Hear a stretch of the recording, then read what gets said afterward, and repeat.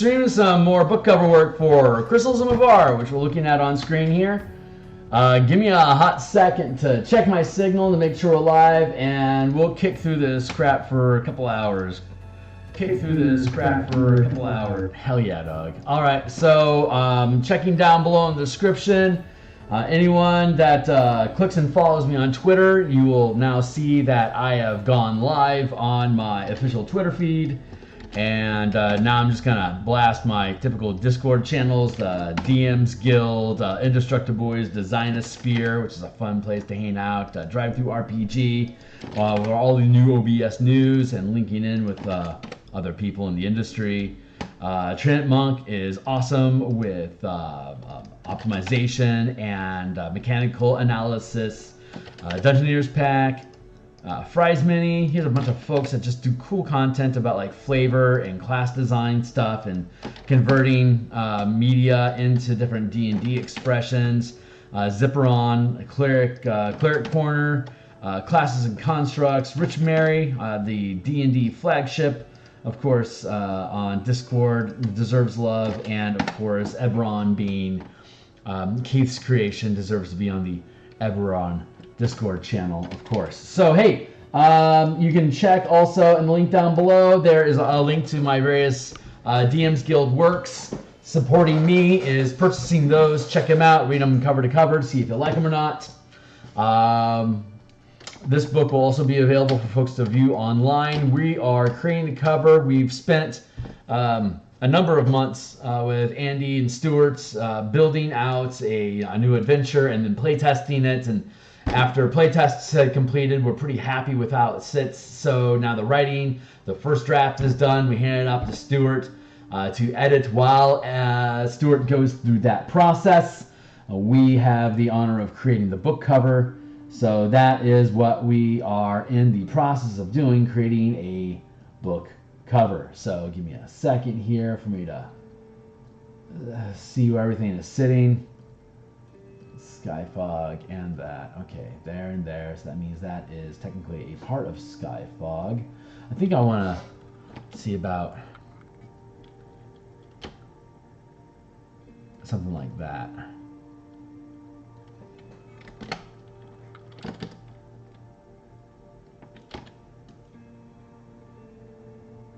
Yeah, that feels a little more natural eye looking there. I've got some liner issues along here I'm not necessarily happy about, but here is our 6.9. That's about the size that it's going to appear on DMsGuild.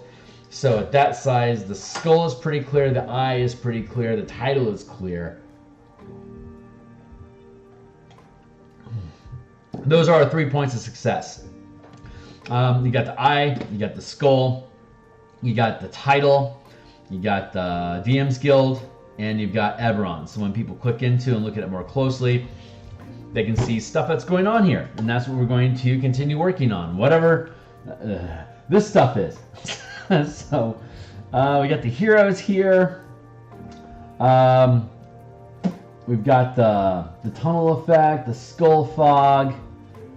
What happens if we pull back a bit on the skull fog? Like, we can drop it down here, but when you pan back, you can still see it. That is pretty, at that point it's getting pretty thin, so that's actually really, really good. And I like how the tree branches here are defining that ocular rim outside edge. That's, I'm really happy with how that's turning out. Like, at this distance, yeah,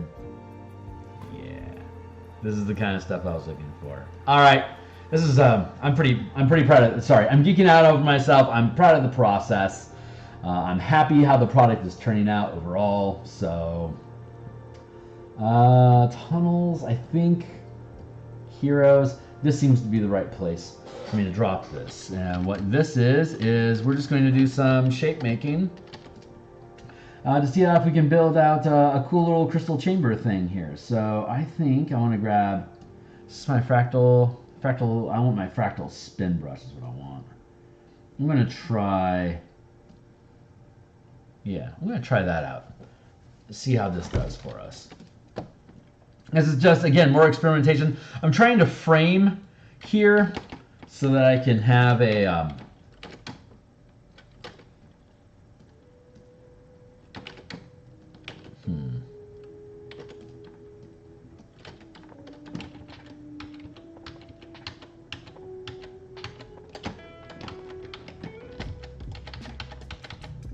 There we go. All right, let's try that again. Go into here. I'm gonna make. It's very, very big. Let me get that smaller. Let's see how that goes.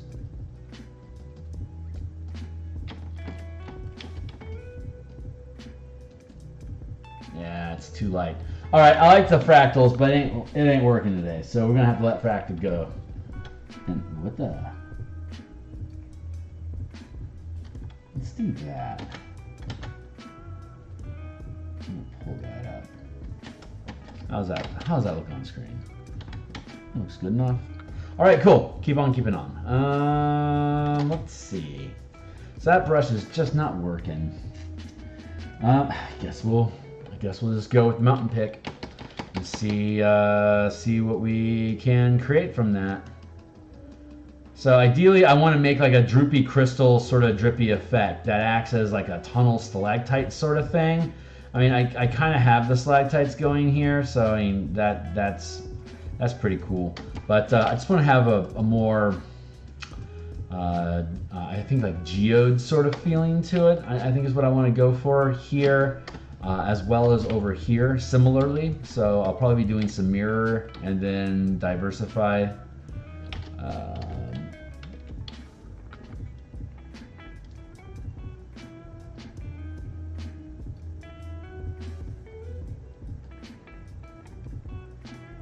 I want to make this thing.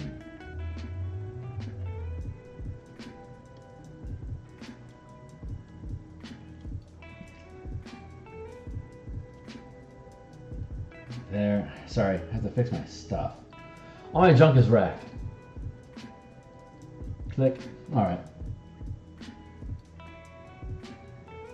There we go. Everything's right in the world again. So yeah, I'll end up duplicating and then flipping this horizontally so I can have it over here as well, and then I can go in and diversify it a bit by just customizing it. But as I was saying, I want to make kind of a geode sort of thing out of it. So right now I'm just kind of filling the space a little bit with the color that I want to work with, which is black, and then we'll just continue to permutate from there. So I'm just fleshing this out here to align. This is just an alignment thing I can get into.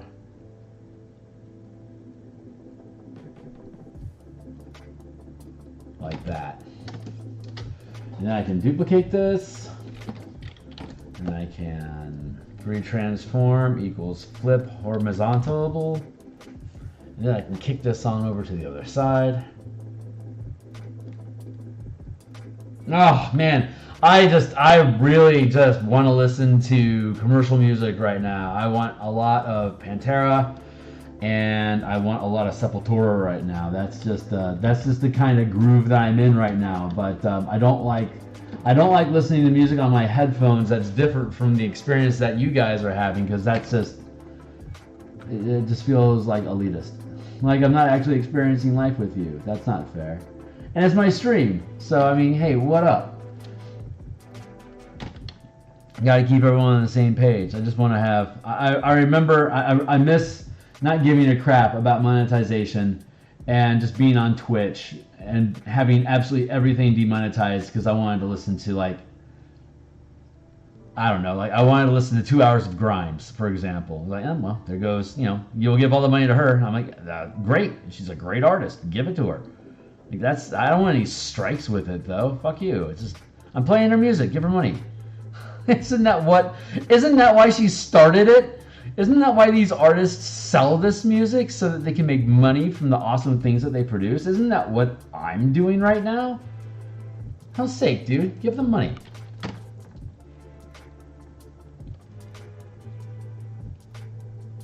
Absolutely the right way to run this business.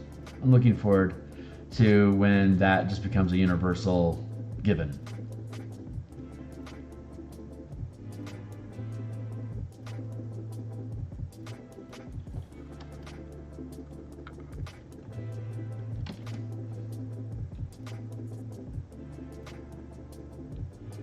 I'm pretty happy with this. I'm pretty damn happy with this. I'm doing just some sculpting here to make sure it fills in the space the way that I want it to. It's a very nitpicky thing to do. It's what I choose to do. But yeah, being nitpicky about using those edges is a great way. We were talking about on the last stream a little bit about using color and dichotomy to define a border instead of outlines. This is an instance where I'm using the transition of the color for this layer that then like it drips down here and becomes an outline that defines this space. So it's a cheat. But that's most of what artwork is. It's a cheat to get you the visual effects that you want. And the only reason why you outline things generally from a graphics perspective is for image recognition, so that the object that you're depicting inside of that outline is clearly visible in the space. And in the comic book, that's mostly for narrative reason, because it is a visual novel that you are producing. You want the characters like when Photoshop first became a thing in the 90s, and Marvel was going through the process of transitioning from everything being produced in analog and instead floating over into the Photoshop, or I think they were actually using Corel Paint for a while, and the colors were so hazy. It was so like they were like using all these shit gradient effects. It's like very, very immature photo processing techniques to create the art, but the whole art was immature. So whatever the hell else were they gonna do? Of course it was going to look cheap, but it was so obvious when you look back at it, even just a few years later, especially 30 years later now, you can see how the processes in digital production have so refined, where it would be insane to be making a comic book by cutting out shapes and doing it by hand. That's outrageous. So, hey Tyler, how you doing, man? So those classical skills in creating a composition and how do you create a good piece of art, that stuff, all of those rules still exist inside the digital medium. It's just you have to learn how do they apply to the work that you're doing, and then what's the best techniques to actually get the results similar to the visuals that you're attempting to reproduce, or the look that basically, the look that you're going for in layman's terms. So, am I on screen? Not so much. There we go. Let's do that.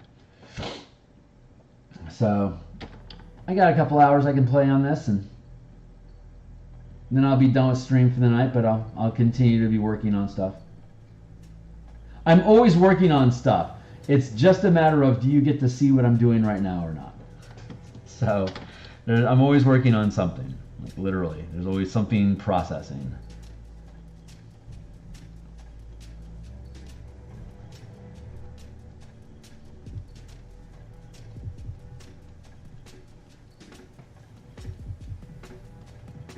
There we go. I like that's fitting. At the, yep, there we are at the, get us back up to 6.5. There you go. So that's true size for the purchase for the book rack, the front door to it's a DMsGuild, the book rack as it were. So we've reworked in and integrated the smoky skull effect. Eye is still present. I like how the moon is sitting. I like how all of that is sitting. Now all I have to do is just fill in these graphic elements around these characters on either side, so it feels like a geotonally sort of thing. Flesh out the detail on them a bit. Just work on that ground fog some, and then it's pretty much done. So, oh, fun! Right on, man.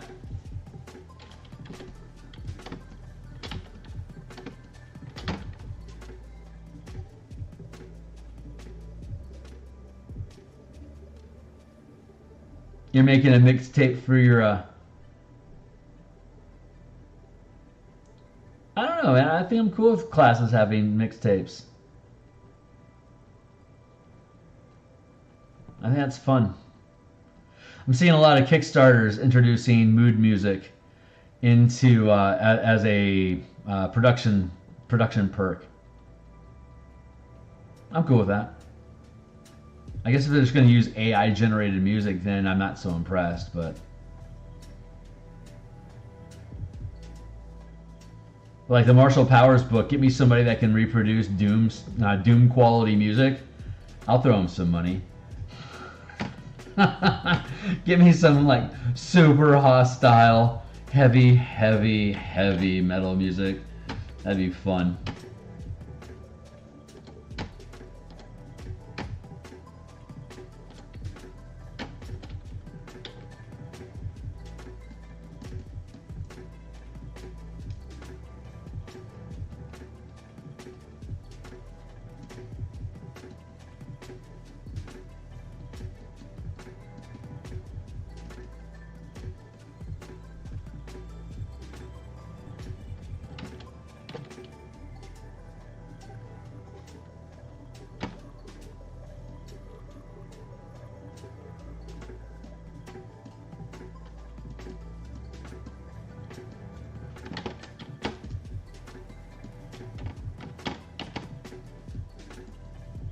Come in here and I can erase some to create that negative space. I'm just kind of playing and ideating right now, just pushing pixels around just to see what kind of shapes might pop out that grab my attention that I might want to try to lean into as just like an aesthetic thing. So just mucking paint around. It's kind of how expressionism and surrealistic stuff can work. So.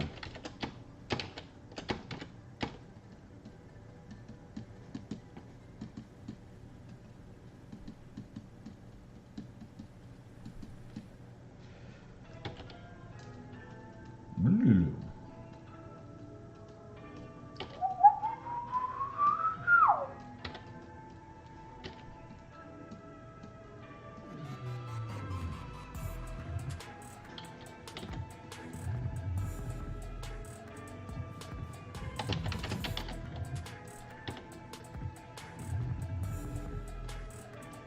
So I was listening to the replay of Terran's Sovereign discussion when it was got into a tangent about the new spell list classifications in the 1D&D playtest, and in years to come, when people play back and watch every single moment of this nearly 100 hours of stream time involved in the production I have here on stream so far for the Crystals of Mabar, because I know it's going to be a must-watch for folks in the future. So when they come back to this, they can use this moment as a reference point for "I told you so" or "Eat some crowfill."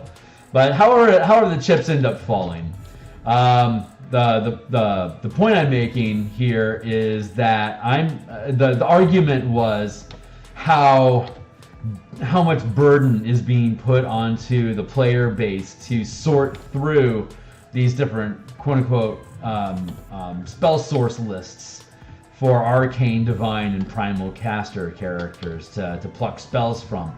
And my response to that is Wizards of the Coast is already aware of how difficult it is.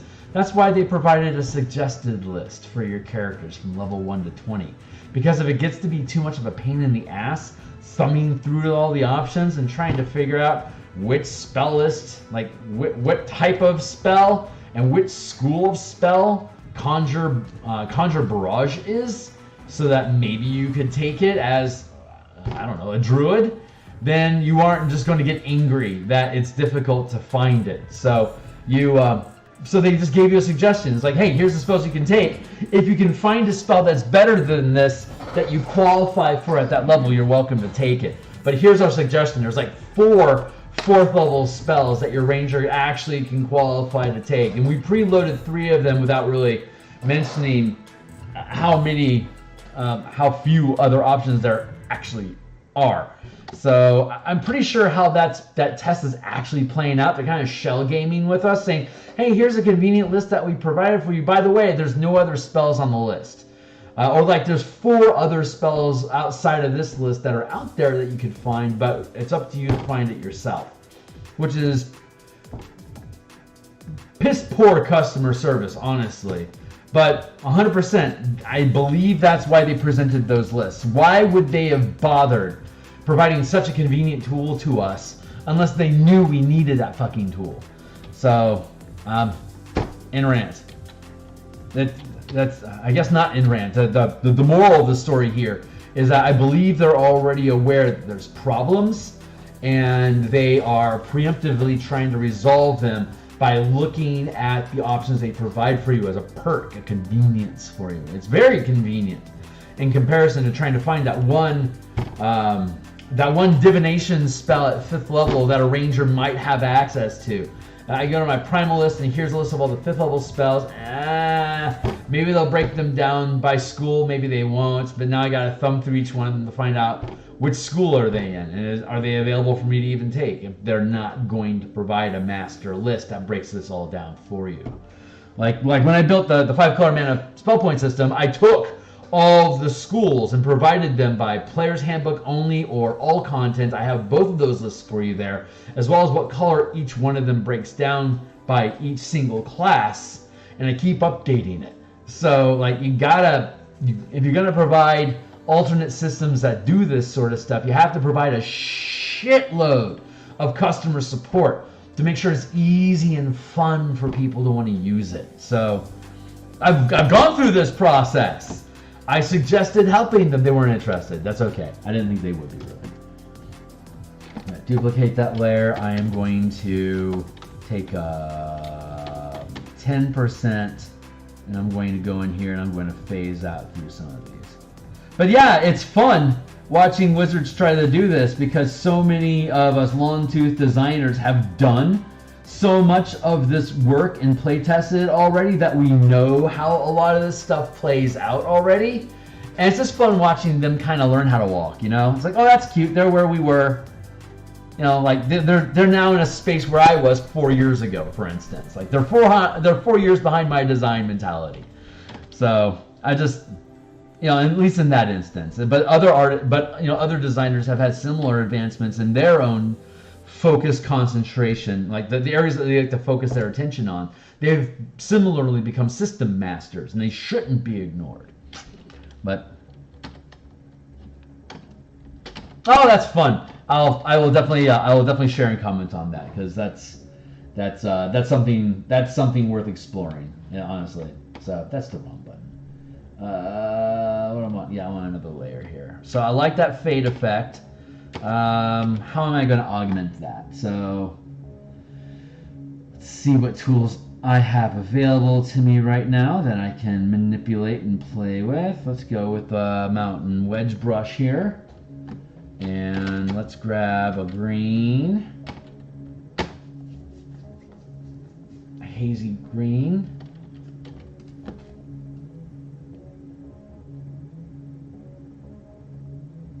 Hey, bucko. Knock it off. There we go. Thank you. Nope, I'm gonna do it like that. Let's see what happens when I do this.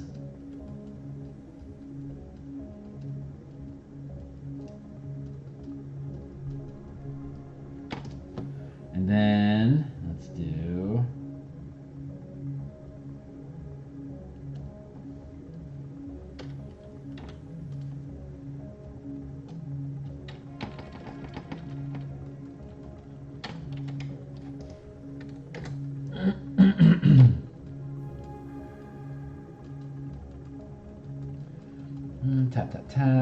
tap to erase. I'm just playing with stuff. Don't know if it's gonna work out or not. I'm just trying to turn off my brain a little bit and let the muse slip into the pilot seat and run the machinery for a little while for me. Relieve me of the duty of taking responsibility for my own actions for a little while.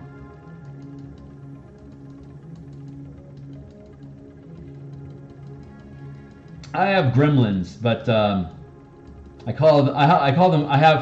I have 3 different entities that I know move through me. There's the I refer to them as the Lantern Archons, which is like little beams of light or cherubs that rotate, and they do general maintenance work around the body. Like if what's an example? Like if I have a crick in my neck or something, I know a flock of cherubs can come in and they can start working on the knots and the DNA stickiness to break that up to get rid of that pain. But then there's also gremlins that do hard engineering work. And what they can do is they can go in and they can mess with energy flow systems that are inside of the body. So when I first detect like a knot in my neck, it could just be simple daytime stress, or like, you know, just common living from life to life. And a cherub can go in and just lance that stuff out and dissolve it over time.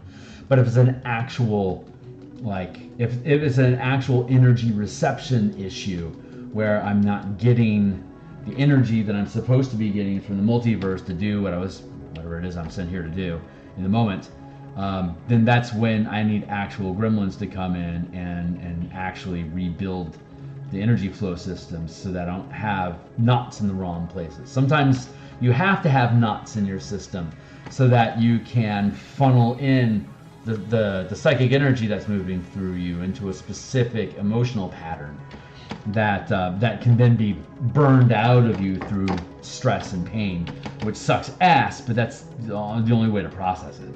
So, you know, we do what we can.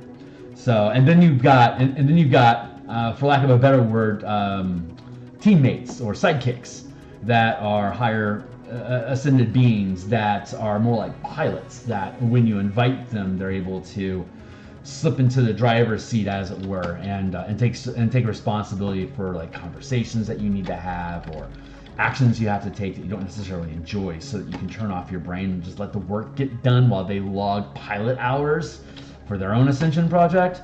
So it's kind of cool, but the muses, as it were, the muses are similar pilots to that. As the best I can feel, the way that it feels currently, is that muses have the ability to siphon information to you emotionally as action, as urges to take actions or to speak up and say something when you didn't expect it. That's one form of engagement that they can create, but they can also just literally drop into the pilot seats inside your head and just take control for a while. And that allows you to disconnect different subsystems inside of your machinery from, like, say, the physicality of doing brushstrokes here versus the mentality and the vocal tracks that are running, that are allowing me to yammer about all this stuff while simultaneously witnessing whatever it is that the muses do. So when you're approaching the human organism as this sort of piloted experience where you're sitting so close inside of the biomachinery that you really can't, like, you've got your face pressed up so close to the windscreen that you can't tell that you're looking through glass, that feels like you're actually there. That's where the confusion comes in, that these things are your fault. But it's just like Bill Hicks said, it's just a ride. It's just an experience that we're going through, but it's so intense. By design, so intense that it forces emotions through you. And it's that emotional process that's so desired. Anyway, I'm rambling about stuff, but that's the stuff that I think about when I do things. I'm always looking at how can I offload, because I want to offload work to the creatures that exist that are happy to perform the work. You got to get their hours in. So, you know, being a willing vessel to allow them to get those hours is a fun agreement that can be made.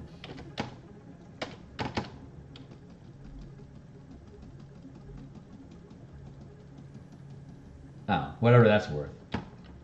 I've lost like seven subscribers, I can tell.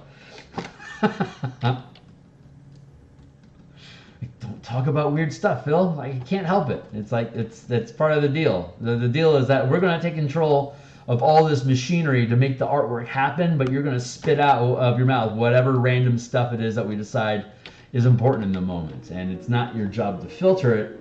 In fact, your job is to learn to turn off your filter as much as possible so we can just pipe the universe through you. And that is called channeling.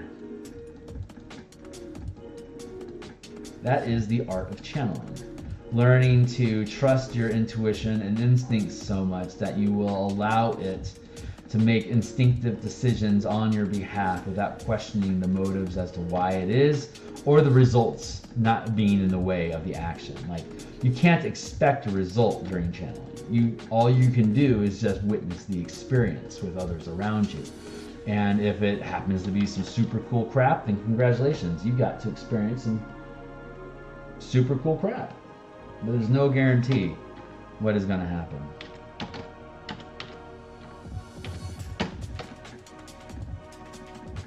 Now I know I've lost some subscribers, because that is some far, far flung stuff.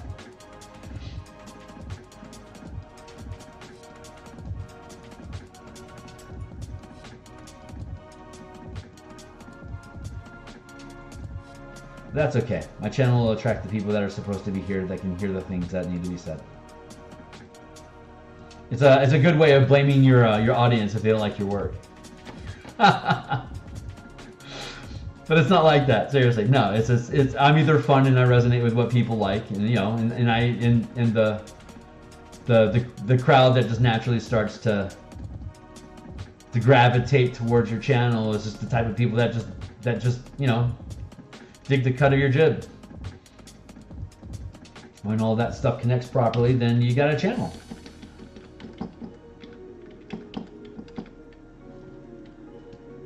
So I'd rather push expectations too far so that people know what it is that they're going to be getting into when they jump into a channel with me, and to just keep on that path than to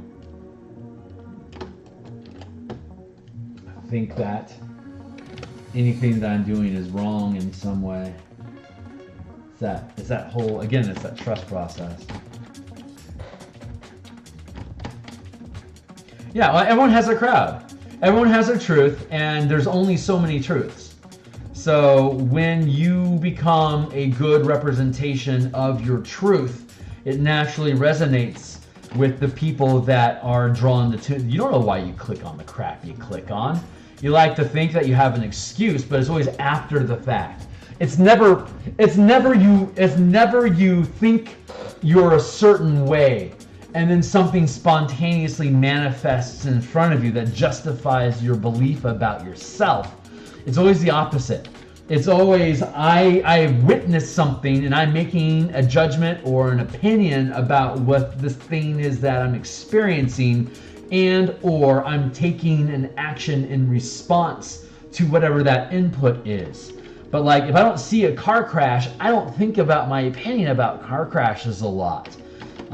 People that, like ADHD type people, they just have a lot of connections kicking around inside of them. And it's difficult for them to stay locked onto a single concept at a time. So oops, I should not make that the same layer. This should be a separate layer. I got a back button, but I only need to use it so much. There we go. We'll go back into that. It's always a reaction to what's being experienced that you define yourself as, which is so true. It's because they always say, it's not what happens to you, it's how you respond to what happens, and that is literally, it's not just being talked down to by people acting smarter and more at peace with themselves than you. It's very literal. Like, we don't have a reaction, we don't think about anything until something stimulates us to force us to think about whatever that thing is.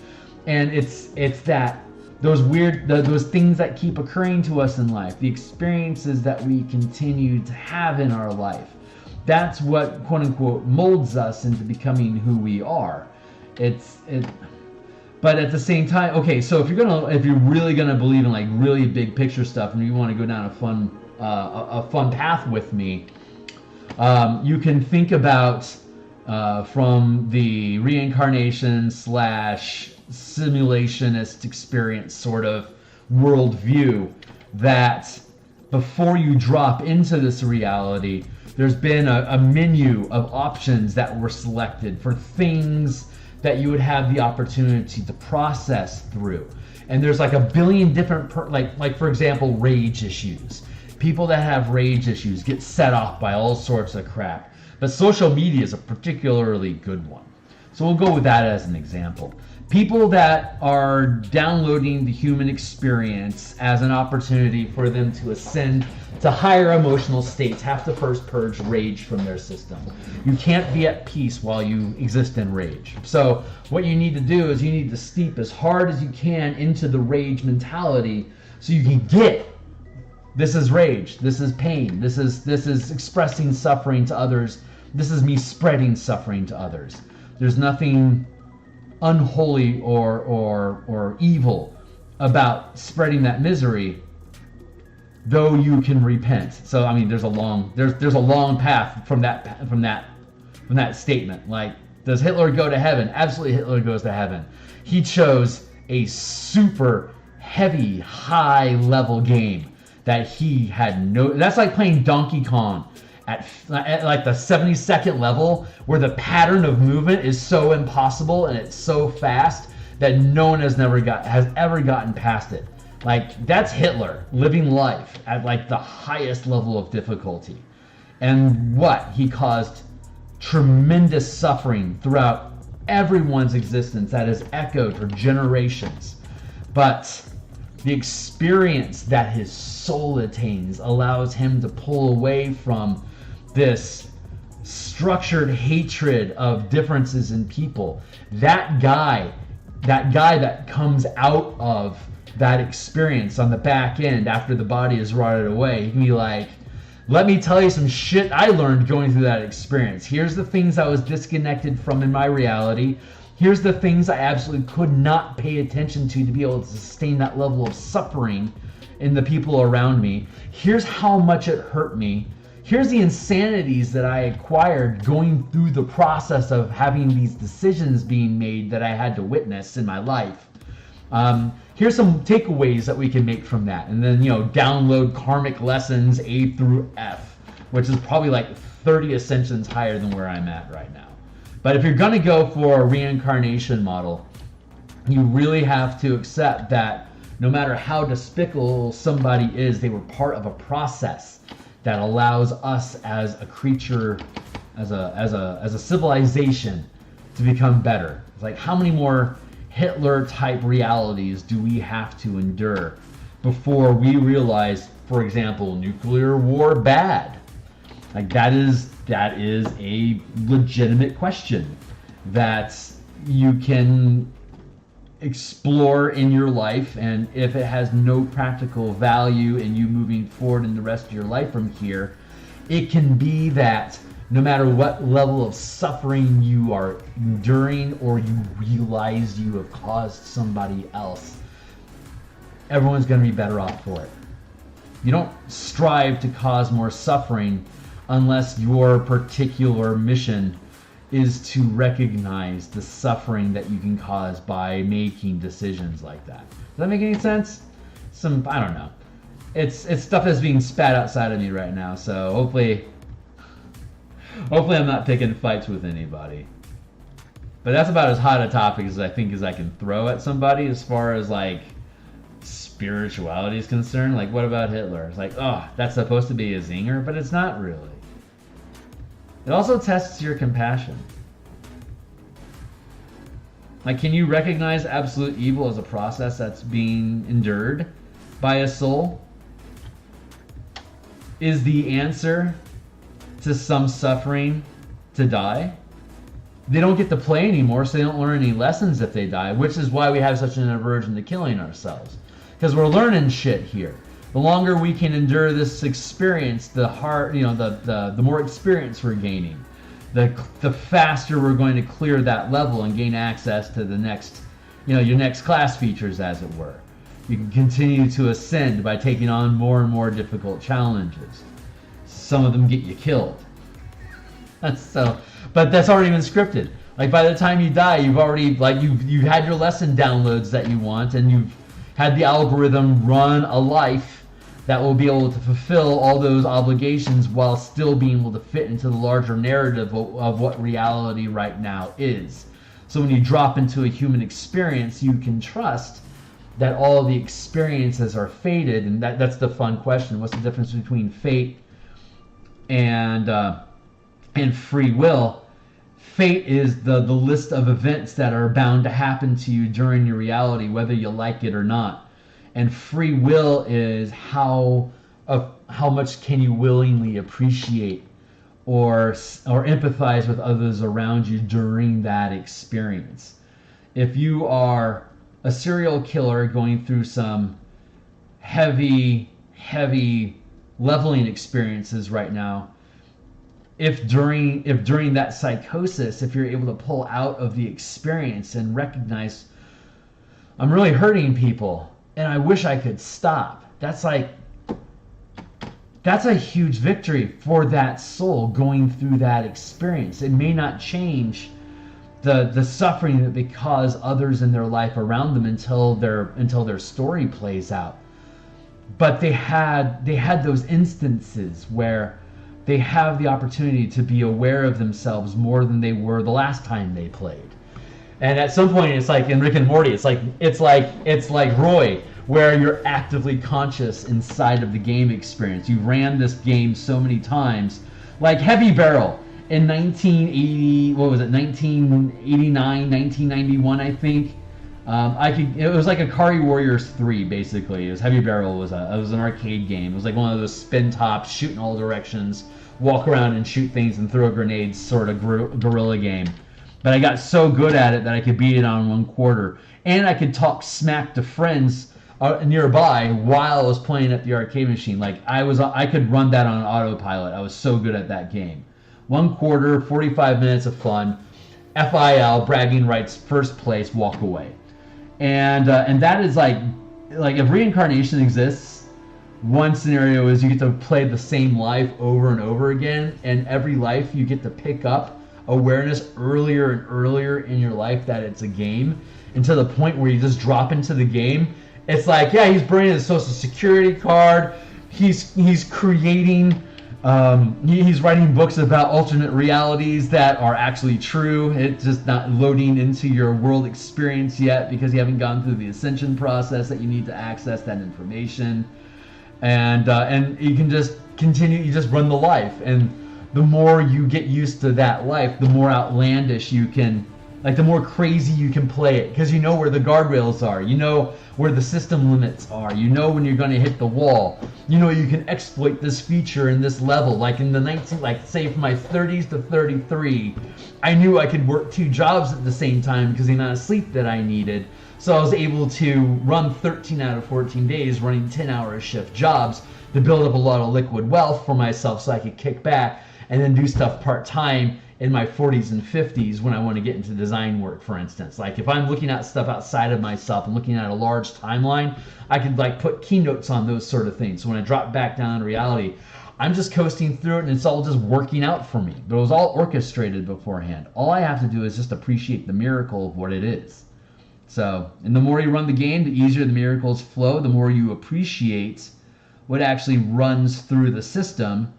Even tragedies, being paralyzed, losing your family, being incarcerated for the rest of your life. It's like, this is just the event. This is part of the story, but it's like Shawshank Redemption's about a bunch of people that are locked in jail. But it's a great freaking story. You love watching it over and over again. Would you want to go to jail over and over again? Hell no. But the experiences that you're witnessing during the telling of that tale are awesome. I don't even know how many times I've watched Shawshank Redemption. Now, what if there was the option to actually download yourself into the life of somebody that was during that? It would be a very different story. It would be far less romanticized as it is from the third-person filter of the camera that's watching that movie play out. But if all those people were real people, they're all going through deep levels of hell. Why would you want to go back and visit that again? It's because if that's the kind of game that you like to play, then you're going to get really good at it. And you're going to end up being like one of those people that help people get through that experience on the inside. Like you help them realize that this is actually something that they can do with their life. It's going to end up being okay, that they can go through that process, that it sucks that you're trapped here, but that's the rules of the game. So now that you're trapped here, what are you going to do with the rest of your existence? That's an existential question that people that are actually incarcerated have to deal with. how are they going to get through this experience together? There's that one level they have to front themselves to remain strong so that they can just survive the physicality of being there. But once you get past, I know how to see my corners, I know how to stay away from trouble, I know what those shoes mean, I know what happens when the guards are like that, you know, I know what's happening here. I can step away from all of this physically, and I can dive inside myself, and I can extract the lessons of being here. Anyway, that's some rando crap. But I was watching a YouTube about somebody who was in jail for like 30 or 40 years, something like that. That was like into jewelry heists and stuff, and ended up getting locked away for a ridiculous amount of time. Like, what's the stuff that you learn in there? That's some of the stuff that he was talking about. And like, I get it. I totally get it. Like, that makes sense. Like, once you realize the parameters of the system that you're inside of, now it's time to exploit that system for gain. And if the game that you're playing is, how can I be at peace in reality? There's so many things that can open up. That's like, this is actually a blessing. This is also a blessing. If you can set your ego down, you'll recognize that this is a blessing. But that's the trick. How can you set your ego down? How can you walk into this experience and feel the worst feelings you've ever had in your life and be able to walk out at the other end of it is like, I'm really glad I had that opportunity. That's why having a spouse is so freaking cool. Or, you know, any partner that you staked your claim with, that, like, who was it? I know that Jordan Peterson's the most recent person I've heard, but I think it was also not Timothy Leary. Oh man, I can't remember the name of the British philosopher who went and studied in Tibet and got super zen and then tried to bring it back in the 60s and 70s, hung out with the Beatles and stuff like that. I can't remember his name offhand. It's blanking on me, but he was what was the conversation point I was trying to make? It was that yes, that it's just a dream. That all of it is a dream, and that there are lessons that you can learn. That there's feelings that you experience. That once you realize that it's all a dream, it's just a. What good can I, like, if you get like what's the word? When you can dream, when you can wake up in your dreams and you can just make decisions inside of your dreams, the waking dreams. I can't believe I'm blanking on the title of that stuff, but that's the same sort of thing. Like, once you realize that you're in a dream and you can figure out how to wake up inside of that dream and then take control of that dream, then it just gets zany and weird. But if your life is also a dream, if you can wake up inside of it, then there's literally nothing that you don't have to be afraid of anything. You can tackle everything. You can say whatever you want to whomever you always wanted to say it to. But at the same time, it's like, do I need to tell this person off? Is that going to help them get through the day? I'm taken care of. I know this is a dream. Nothing can ever actually harm me. That I'm going to wake up out of this dream, and the first thing I'm going to say when I wake up is, can I do this again? And be like, hell yeah, go for it. It's like, awesome. And then you load back in and you try it again. So once you start waking up inside of it, it's not like, who can I tell off? What do I actually want to, it's like, how can I help out? Because there's other people around you that are asleep. How can I help them? What can I do to improve the experience of other people around me? How can I make this an MMO instead of a solo game? What can I do to hack other people into my my Lost Souls incursion? You can see all these shadows fighting invisible creatures around them, and they're having nightmare scenarios, and you can't touch them. All you can do is hope to log in with them and help them get through it. But you see all these shadows. I don't know, that's kind of a mixed analogy, but I'm kind of digging on it. Because you're always seeing like all these phantoms running around like fighting hordes. Like I know what that horde of monsters that they're fighting, because I killed them 2 minutes ago. And they're fighting them right now. I can see that. But that's reality. It's so funny that shows up, and I love it whenever I see that in Dark Souls. It just makes me laugh every time. I don't know. It's just stuff I think about. It's stuff I think about. But this is the agreement that I had today. I asked the Muse to drive to help me figure out how to do this crystal tunnel sort of thing, and she said, "Okay, we're gonna drop a scribe in. He's gonna talk about some stuff for a while." I'm like, "Okay, let's see how that shit shakes out." And so far, this is where we're at. So I get to pan back and I can take a look and see how we're sitting. And as an overall grizzly sort of effect, I think I'm okay with this. So I'm going to... oops, I didn't want to do that. I want to do this. Bind these things together. I want to merge those things. Flip there and...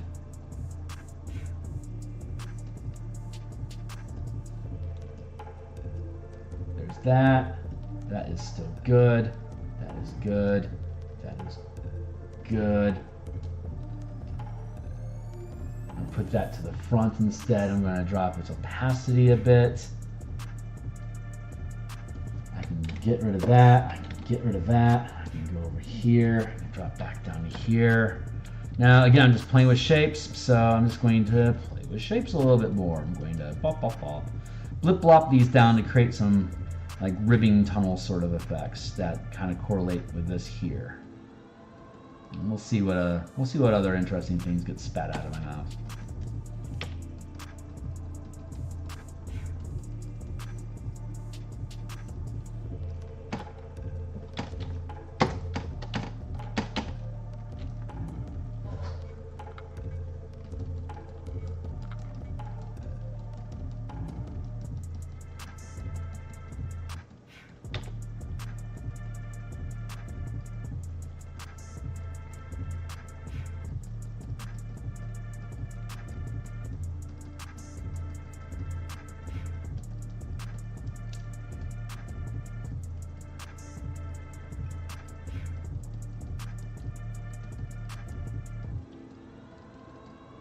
So yeah, I'm in a conversation with my guides, my entities, and my allies in the other realm, and I'm like, so I really want to do this streaming thing. How do you guys want to play this out? And they said, tell you what, you just build books, and you figure out how you can get yourself into autonomic as fast as you can, so you can turn off your brain. And what we're going to do is we're going to start spouting nonsense. And the more familiar and okay you are with spouting nonsense, the more real and deep that nonsense can get. Like getting to the point where it can be like, I don't know who Tiffany is, but she's been having a really hard time in life right now. So I have absolutely no idea who's going to listen to this, and even if they, like, if anyone ever listens to this, if they even know anyone named Tiffany or not. But Tiffany got dropped in my head as like a subject point, so I have no idea who that's relevant to or why. But the way that the system works, and I hope continues to develop, is that I can just be like, hey, I don't know who out there knows Tiffany, but she's safe. You haven't seen her in years, but she's okay. And she wishes that she had the ability to reconnect with you. She doesn't know how. And I don't even know if that's a real example or not, but that's the kind of thing that I'm looking forward to, and I hope is what ends up happening, is that I just end up building a stream that I get to literally stream thoughts and ideas, and that the intuition that feeds the ideas to me actually knows what the hell it's talking about. Because I've been in too many weird conversations with too many people that were a lot more aligned than I am, that were able to say ridiculously stupid shit. And it's like, wow, that's completely relevant. I'm pretty small league in comparison to some of these really large dogs. But like, I have the uncanny ability to like to know what people's nicknames were in high school and stuff, and I'll like call them by it. It's like, God, I haven't been called that in years. Or like being able to pick up what song they're thinking about in their head, and not just hear them hum it, but like just just know what the hell they're thinking about and like say something that was completely irrelevant to what they were thinking about. That's like a minor gift that I have access to, but I am more interested in having that develop out into something that can be used as a funnel, as a megaphone, as it were, to be able to expand experiences that people have and hopefully make their life a little easier as a result of it. But I don't know the process that goes on with it. But that is sincerely what I hope I don't know if that's what this stream will end up being. I could get killed tomorrow. I don't have that information. But that is the kind of stuff that I would love to see manifest into my life. I mean, if I'm going to sit here and I'm just going to shout at the universe and have absolutely no idea who's going to be listening to me, because they're not going to subscribe. I'm not going to get subscribers. It's like, this is the worst channel ever. It's like, okay, so it really doesn't matter what I say, does it? And the universe is like, no, it really does not matter what you say. It's like, well, if that's true, then what's the greatest thing I could possibly say? Like, if the universe could say anything through me right now, and it truly didn't matter because no one's going to listen to it anyway.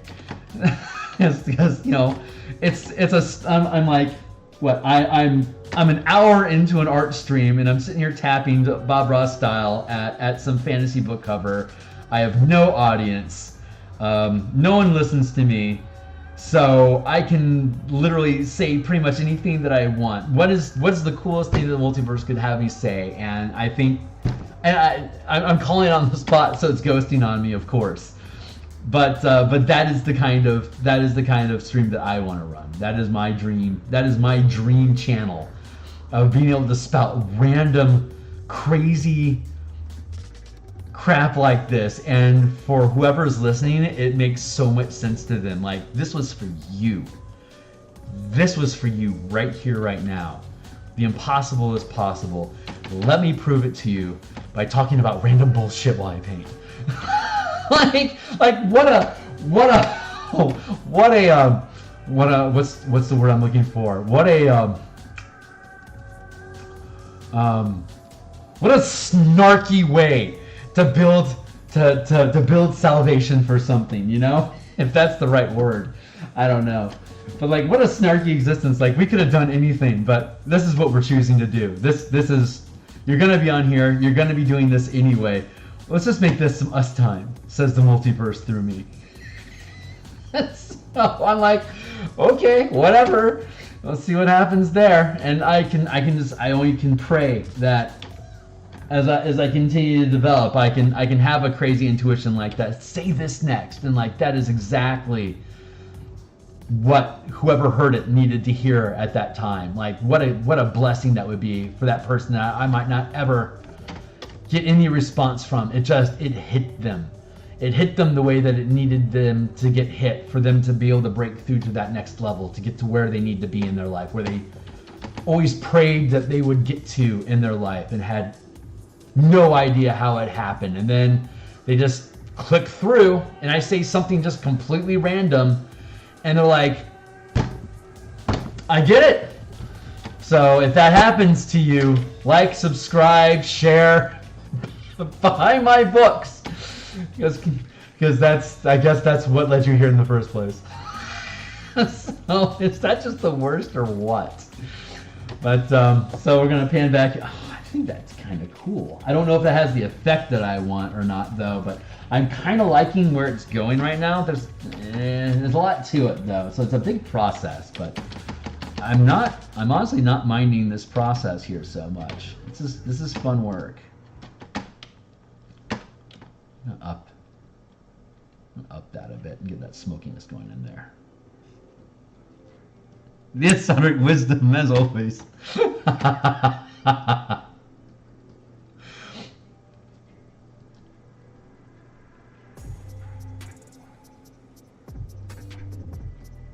I don't see any color, right? I have no color vision, so I got really into hallucinogens as an opportunity.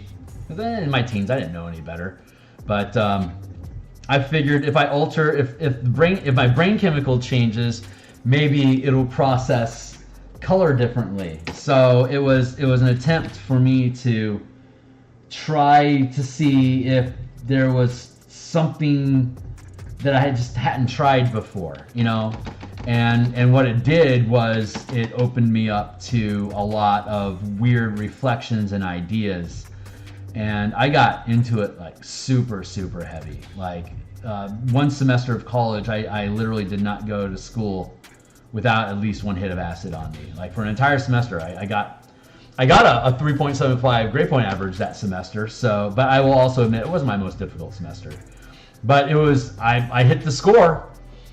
All I was there doing was experiencing things and trying to listen and be open and receptive and follow my instincts. College for me was about learning how to follow my instincts and how to listen to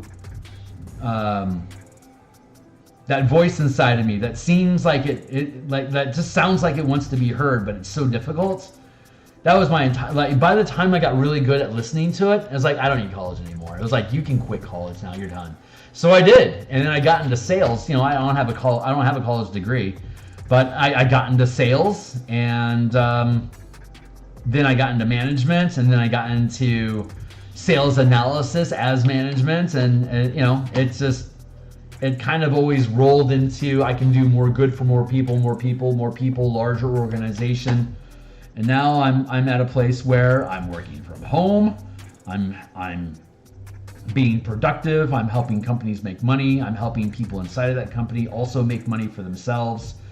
I get to use my intuition all the time, because when I see something come up that's like, I think this can be done better, and I pursue it, it turns out I'm right. So I end up building efficiency. So I earn my value over and over again, and it's incredibly rewarding. So I'm really proud about all of that. But most of it is like, it's the same crazy intuition. It's like, hey, why don't you go check out that company? It turns out they're doing $30,000 worth of YouTube videos currently. So why don't we forward that on to our digital specialty team?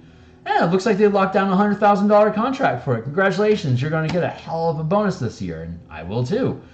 Like, that's sales. I will say this: sales is the most amazing, like real estate, mortgage, insurance, agency services. Sales is an amazing utility for people to build intuition through. You are directly rewarded for your ability to follow your instincts, and you get to actively hone your instincts to be able to hunt, which means observing things. So you get to first learn to observe human behavior. Then you get to start observing commonalities and behaviors. Then you get to start getting deeper into, the reason why they did this. Like for example, I had a really big client once. They didn't give me the time of day for years, and all of a sudden they were super interested in improving the return on investment for the dollars that they spend in promoting products. And so I built out a performance plan for them. It ends up making them $20 for every dollar that they spend. It absolutely smashed truck face. I thought we were going to have a relationship for years because of how well it worked. But no, the only reason that company started working with us is because the owner wanted to sell it and retire. So they wanted to get the most efficient return of investment possible, regardless of whether it made sense for their bottom line overall long term or not, because they wanted to spike their sales an extra 15% that year, because they wanted to sell off to a national competitor. They bought out, they chipped out, they used us for a year. The tactics I used completely worked, and they cashed out. And then I lost them as a client because all the marketing department rolled over to the national scale, where they had a bunch of relationships already built out with, family members and coworkers and stuff. Nepotism rules high-end corporate world. It's the local mom and pops and the regional state level stuff where you can really make a difference in people's lives. Like they say in politics, like vote in your local politics, get involved like in your school board elections. Like seriously, that's literally true. Because the larger in national scale you get, the less they care about your individual local circumstances, and the more they care about what's their bottom line. Who can they pull in with them? Who can they help? If you stay local, when the answer is who can I get to help me? Who am I going to have help me? It's all local people. And once you start blasting out outside of your county or outside of your state, you lose connection with the people, like shaking, like stealing from one person and giving it to another. It's all the same pot, so you're kind of shitting where you eat.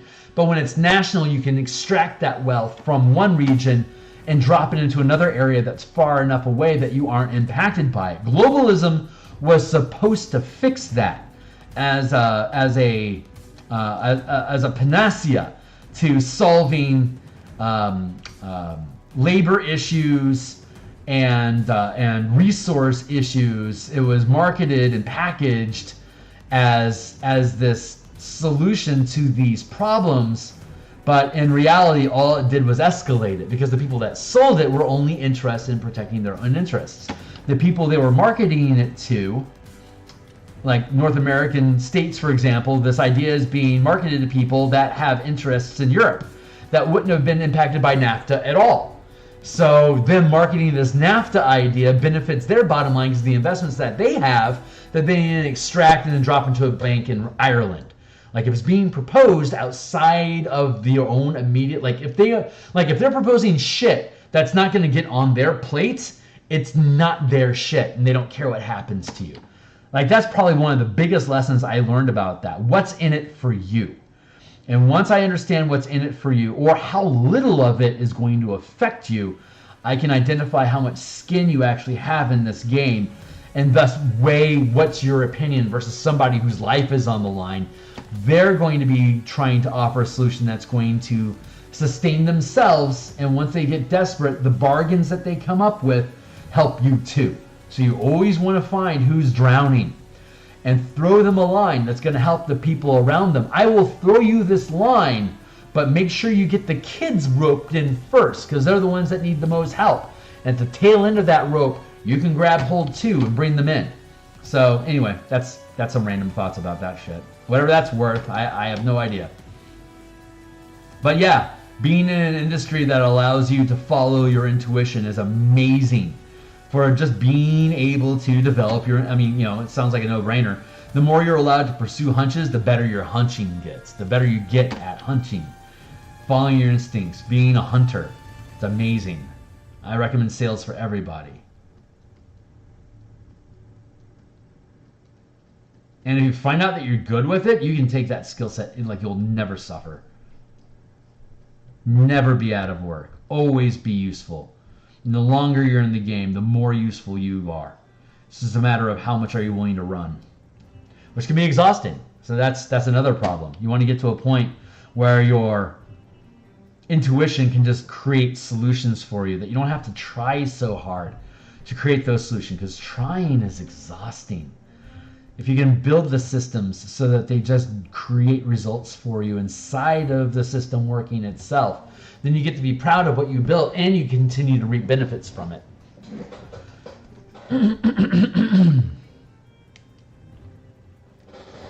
Well, I've been around for a long time, and I've had a really fucking crazy life. So I've had an opportunity to have a lot of experience, but on top of it, like I said, I've been aware of what the game is like for a really long time. And the game is gaining empathy. The more you gain empathy in your world, the more useful you are to other people around you, the more interesting you become. People aren't interested in what my opinions are. People are interested in how my opinions impact the way that they think. What can they get from the things that I have to say? How are you going to walk away stronger, smarter, more confident that whatever the hell it is that you're doing is going to work? Like that's actual value. That's actual value.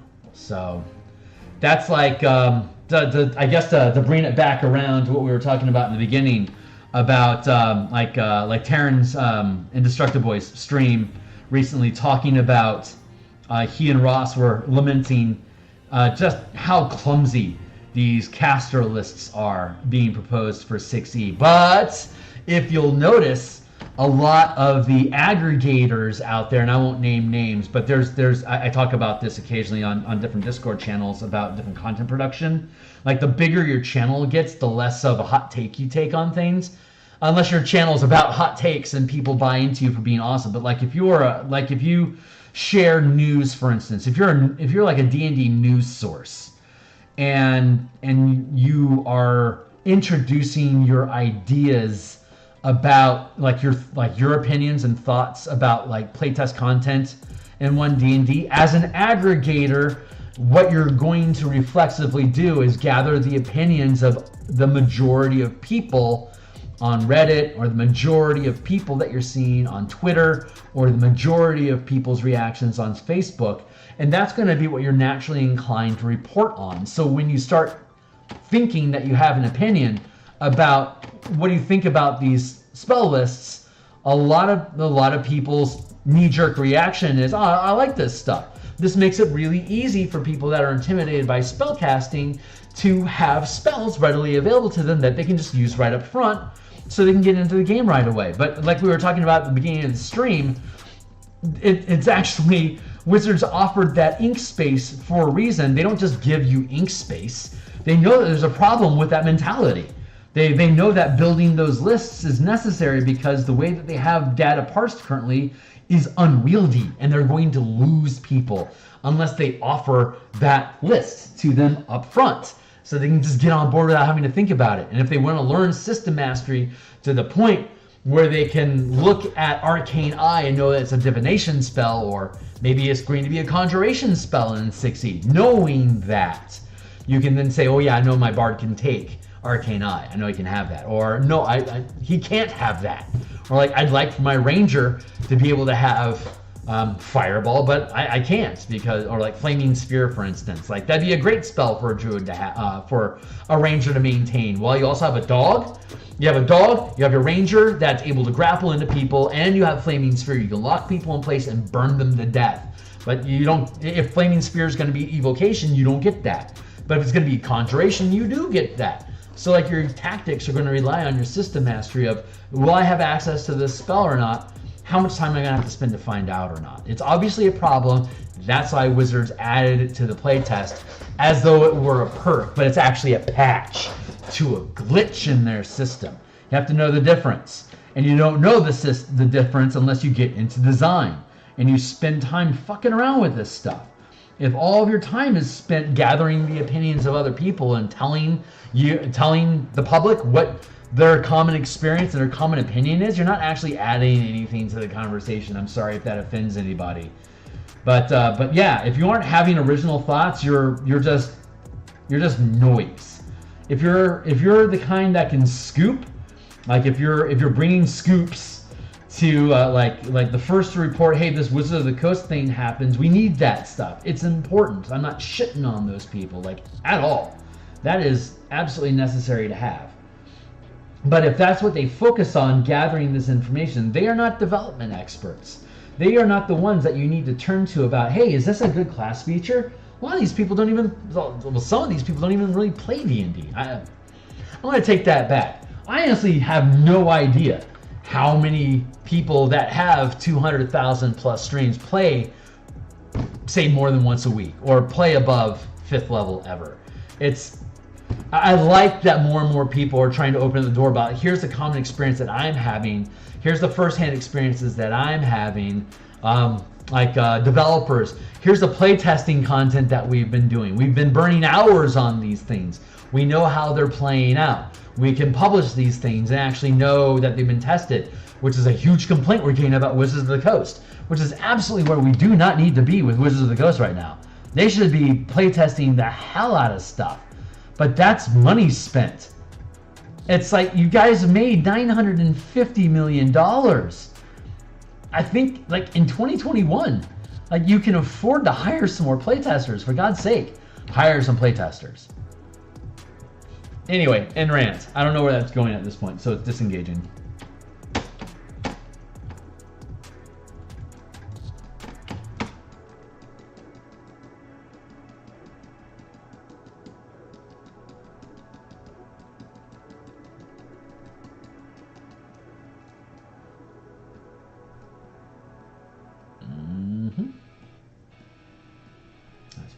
to.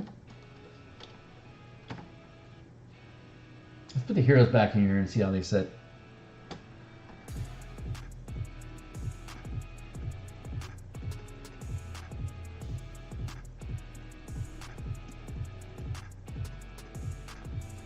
So far, so good. All right, let's just keep doing this.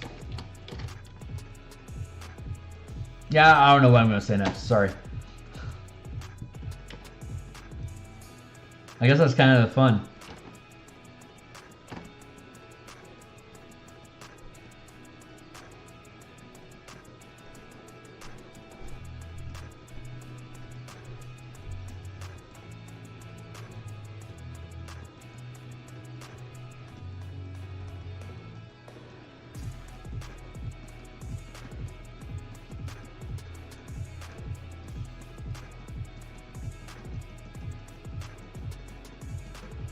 That looks. I was playing with this swirling idea earlier, but I didn't have the right amount of texture built into it, so it wasn't feeling right. So I had to back away from it. But this far along the process, it's manifesting again. So I have to pay attention to it again. I was talking about color, just separating outlines versus coloring effects. Like this is a good example here. How like this color line here is different from here, how you can see them, but then I have this darkening effect up here that tapers down into an outline for this framing here.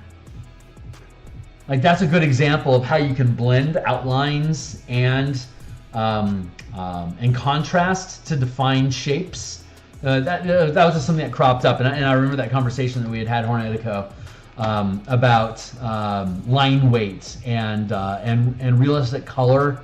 Not meshing properly with heavy outlines, so you had to manipulate how are you using that space. Like when you're receding into shadow, outlines are really useful to be able to provide form, but as it comes into the highlight, you want to minimize or eliminate outlines and instead use the contrast between the foreground and background to inform that front edge of the shape. That's a good example of that. So that came up, so I wanted to point that out because I wasn't sure if you were around at the beginning of the stream. That was like maybe in the first 15 minutes of stream. If you didn't catch that, it's probably worth if you care. If you want me to, like, I chewed on that idea for a few minutes. So if that's something that you're interested in checking out, you're certainly welcome to. I just want to make sure you're aware it was there, because a lot of times people can just look at can just jump in whenever, and what it's going to be what it is. Anyway, the end. What is it? It's 8:45 now. I've got another 40 minutes, so I'm going to start a clock. 20 minutes on the mark, and we're going to keep kicking. I need to refill my water and wet my whistle because I've been rambling a lot. So we're going to get back into that in a minute.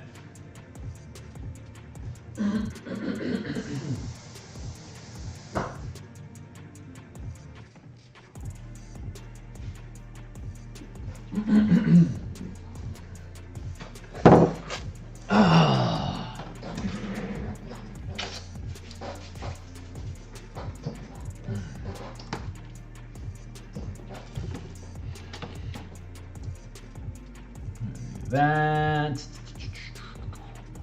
We'll go through here like that.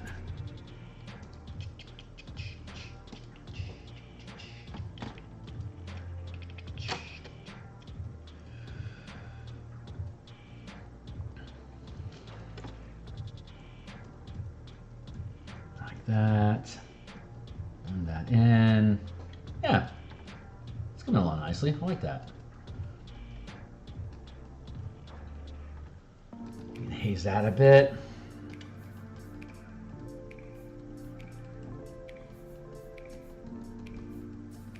That Marshall Power project's coming along a lot faster than I thought it was going to. It's yeah, that's gonna happen like soon, like ridiculously soon. Oh, this might be the time where I can use. I should probably make a new fractal brush, just period. I keep trying to use it. It's rarely useful because it's so delicate, but I think I have an opportunity here to use it, so I'm going to give it a try.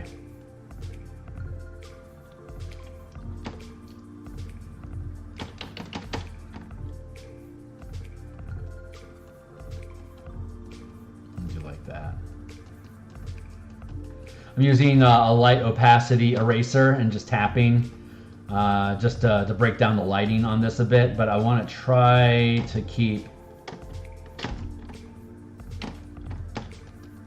Here's how that fractal brush looks. Here, I'm gonna hide these heroes. That's the fractal brush. So I can like, it's built in a way that I can like couple it together to create these chain effects. And I keep trying to find more uses for it, but it's super fun. I don't remember where I got this pattern from, but it's super ornate. But I wanted to build something that could replicate, you know, like it's a fun brush, but it's difficult to find uses for it. But I just love the recursion patterns that happen with it. I just absolutely love it, and I'm always trying to find a good use for it. And it's rare that I can. So you can go through my pictures, you can see where I've tried to incorporate it in. But ultimately, I'm going to have to probably just build a different pixel brush. Or a different fractal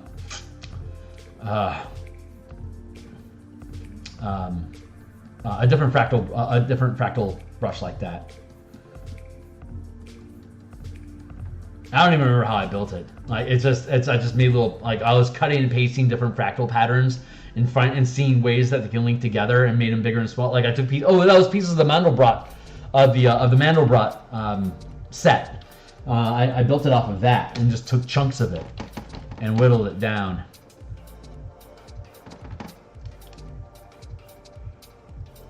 That. Maybe I can do. How does I do that? It's flatter than ever and ever before. Let's do this one instead. This is a different. No, that's the same one. I know I've got another one around here somewhere. Nope. Oh, that's right. I built one that squeezed like this one. This one, when I tilt this, it makes it the x-axis more narrow. I built another one that when you squeeze this, the y-axis would shrink down, but it never looked good.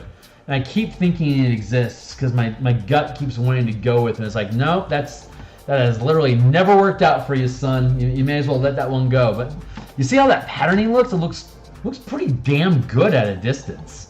Like this is going to be like your larger visibility, and like that's got a pretty good crystal look to it. I'm actually pretty happy with that. I could probably go through there and pick at it a little bit more closely and get more results. But I'm going to see if I can just come through here like that, and then go back up to 100% on the eraser and get rid of this outlier, this stuff outside of the border line, like that. And then I can go back to the 10% and just pick at this again to get rid of these things. I tend to use Clip Studio Paint for my art stuff, but it's more focused on comic manga creation than normal. Yeah. It's got like vector is really integrated into Clip Studio art, isn't it? Like vectors are kind of a pain in the ass in Photoshop. Like I have never gotten a good grip on it, but as I understand, like clip art is like super heavy into fractals, or into vector line art. So you can do a lot more liquid line, that graphic element, a lot easier using clip art than you can using Photoshop. I know a lot of comic book artists that switched over to Clip Art Studio because of that easy functionality in in controlling line art itself. And I guess if I leaned into line art, I would have gone in that direction. It's just my biggest love was and always will be D&D and Magic the Gathering artwork. It's what inspired me to get into artwork in the first place. I have a really difficult time walking away from that. I'm still fighting with myself. Like I want to do more line art,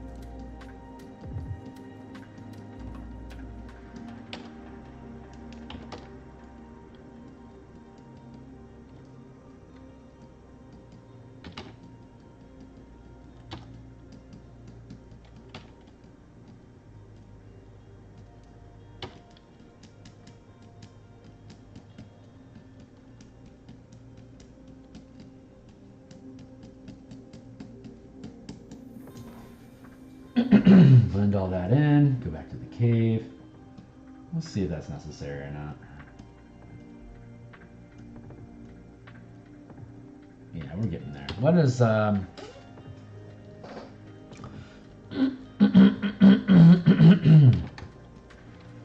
does this button do?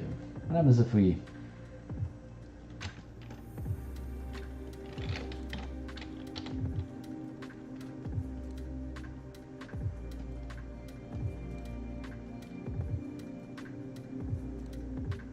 back that up a bit? What happens if we do this?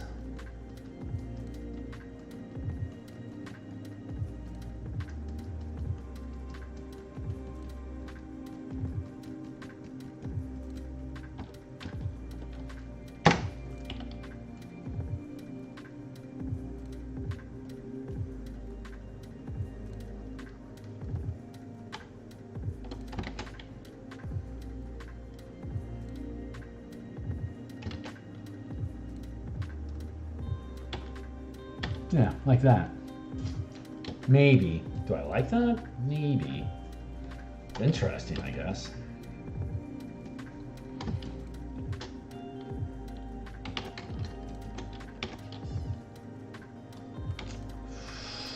LeFou, I'm afraid I've been thinking it's a dangerous pastime, I know. But these damn crystals keep growing, and there's no one to stop them. So?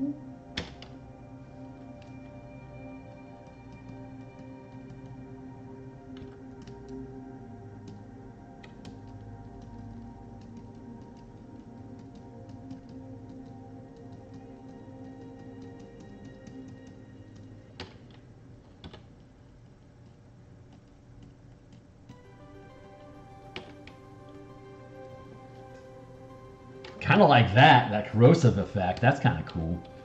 Let's just build into that a bit here for a few moments. Burp.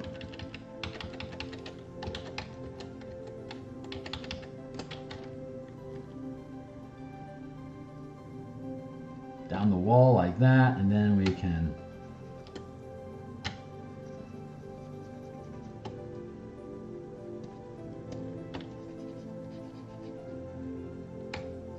erase it down the interior there.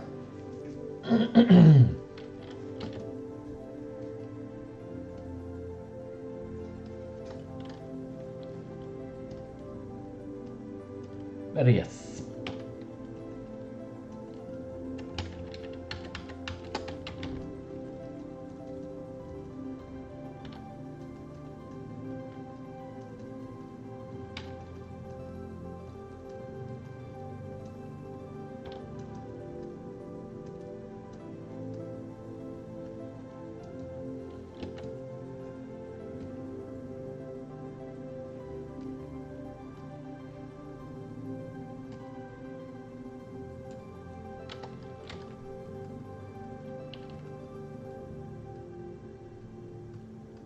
Nice! I got that drown drop effect. Oh, I was looking for that. That's awesome. Thank you.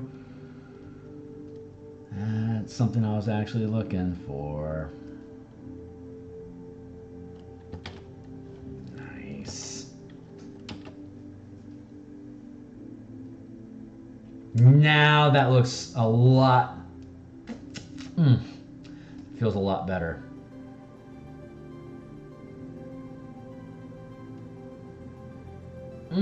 Man. Okay, we're almost there. Stay on target. Almost there. Stay on target.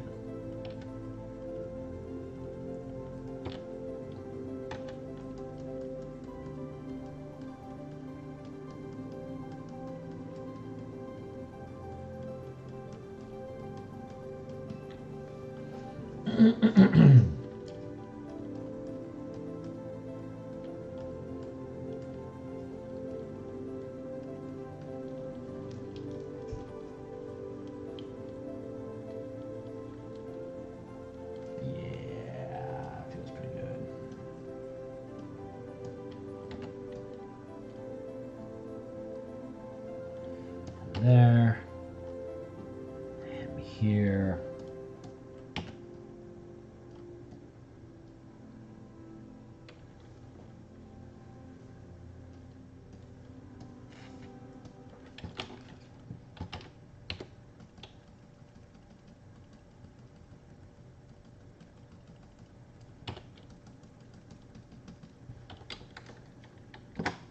Like about 50%, something like that.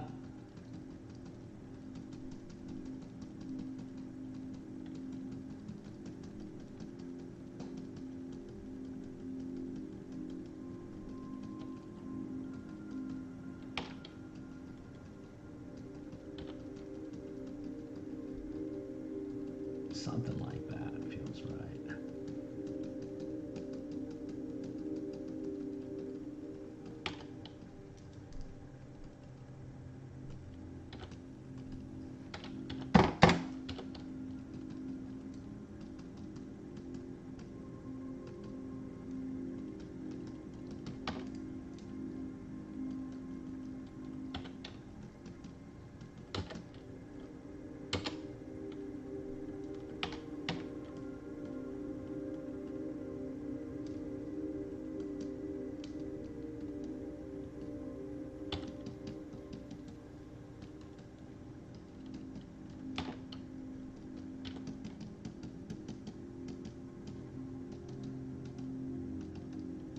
Oh, maybe that's the right way to do that. Maybe it isn't. Let's drop the opacity a bit.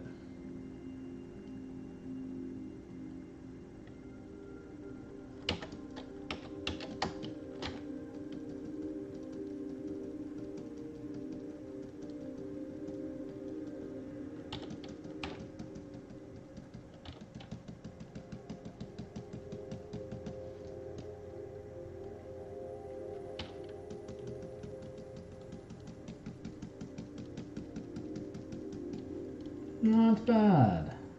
Merge all that down for better or for worse.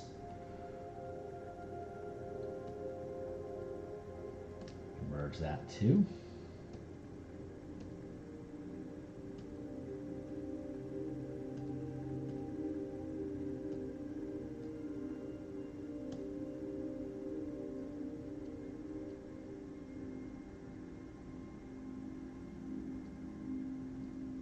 Yeah, we'll leave that like that. There's that. Now that I have all of that mess in there, I bet I could just...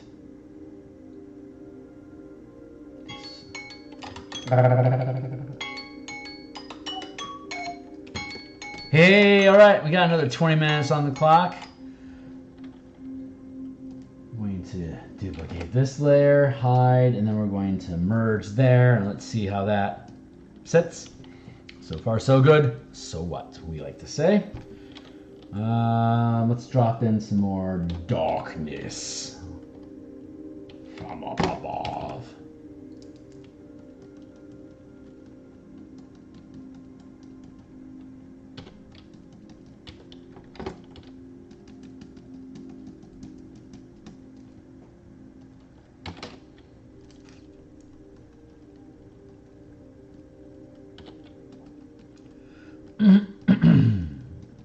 Add and erase. Add and erase. That's a real hallmark of the artwork that I create. And that a lot of it's just adding and then erasing stuff, using positive and negative space, and whether it's color or not.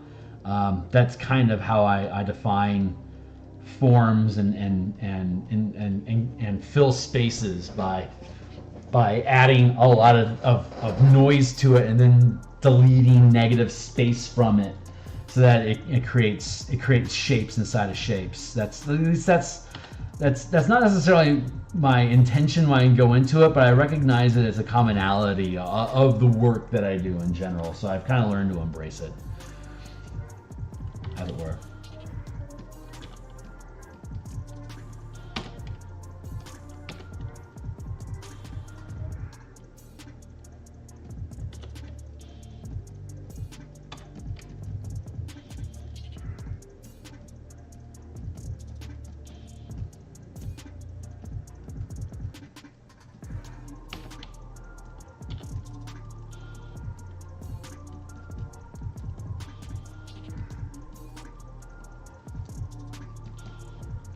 Man, that looks pretty cool.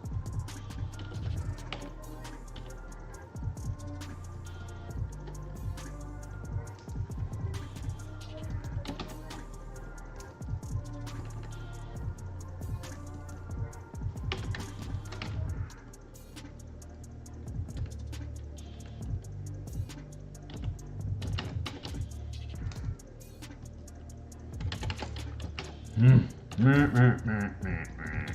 go.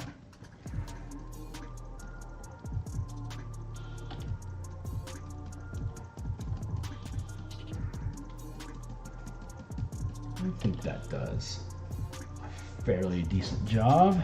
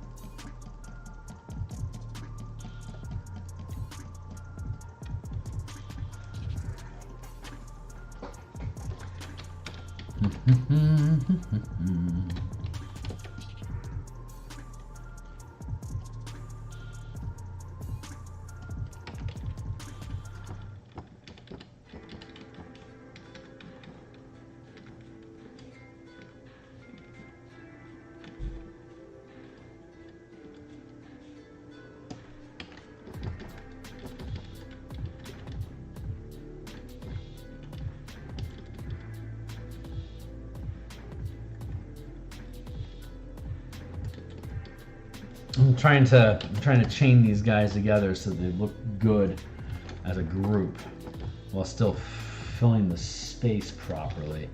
Like I can bring this guy up a bit here. I think I'm probably gonna end up having them sit probably exactly the same place as they were when we started, but that's kind of the process.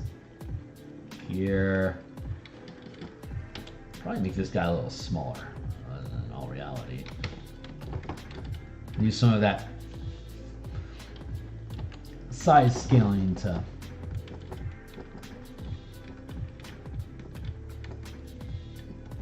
you can sit further back like that, and I can bring this guy up a bit.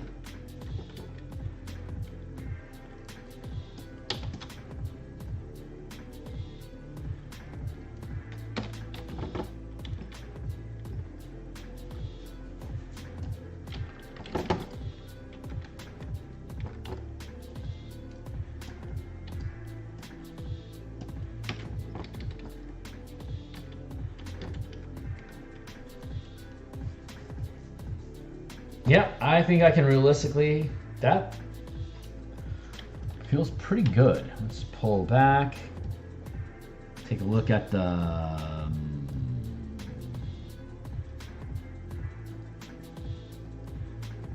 there we go. I'll do more than have a silhouette for those adventurers. I'll add in some lighting effects so that they have a little bit more detail, but I'm not going to like fully flesh them out so they're like full color characters. I'm going to keep them heavily silhouetted with just highlights, like edge lighting, so that you can see what their forms are without committing myself to like even necessarily what gender they are or what race they are.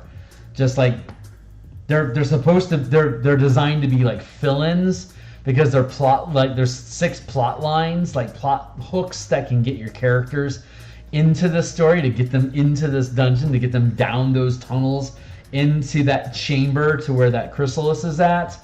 That's like that's the surrealistic approach to it. That's what we're trying to achieve. So that's what we're trying to do. And I'm pretty happy with where that's at. So I'm going to flip that. There's just a little bit more groundwork that I want to do. Super close to done, but there's a little bit of groundwork I want in here.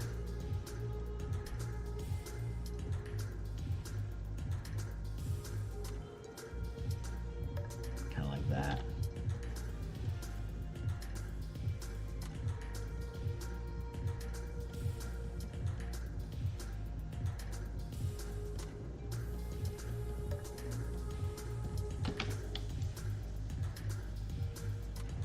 Oh, that's weird. That's not, I'm mincing on this little spot here and it's not responding to me. Why is that?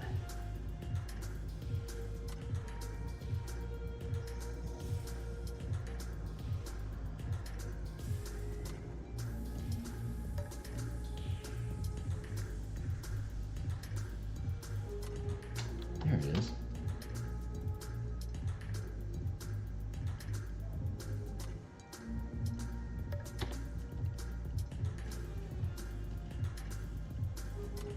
Modu.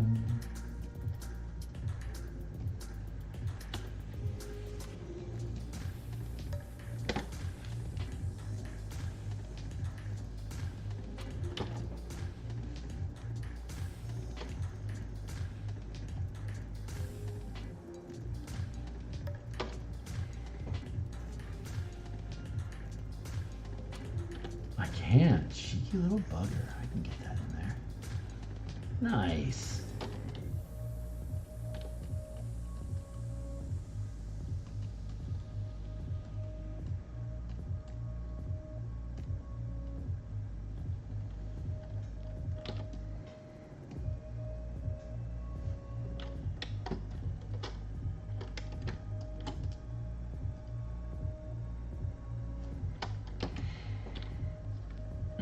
All right, that's been the easy part so far.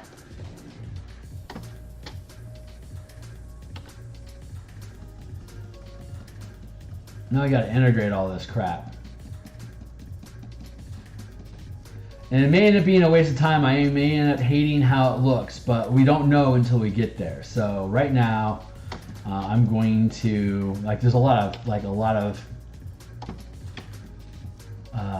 noise. It's got a lot of noise. It doesn't look quite like it needs to look. So that means the process isn't done yet. So I got to keep working on it. So I'm going to begin that process while I'm still here on stream with y'all. But a lot of that's probably going to end up being done off stream, just because of the amount of it I'm probably going to end up having to do. But let's see how far I can get in the next 5-10 minutes, and get some work done. The banner, do that.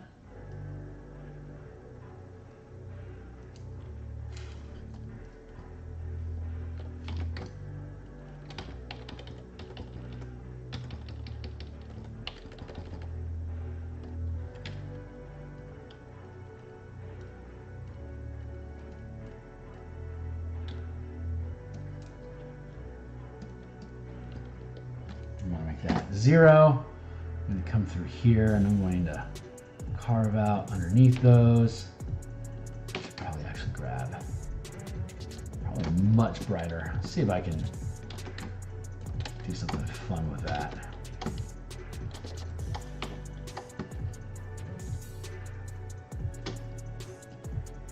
There you are.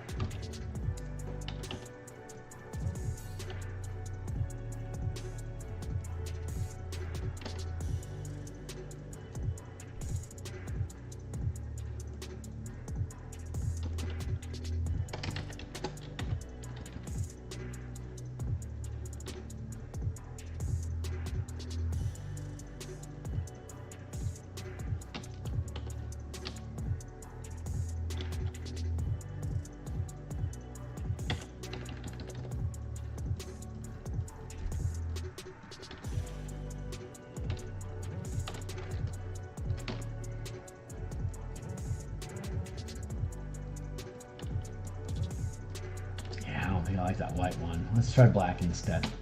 See how that goes.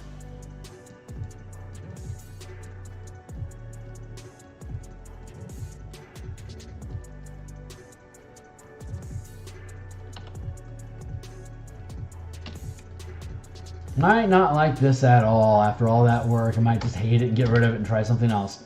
That's the process of art. You punch something out there and maybe it doesn't do what you want it to do, so you just got to start over and try again and throw it away. So I'm hoping that I can end up just stumbling into something, making something good.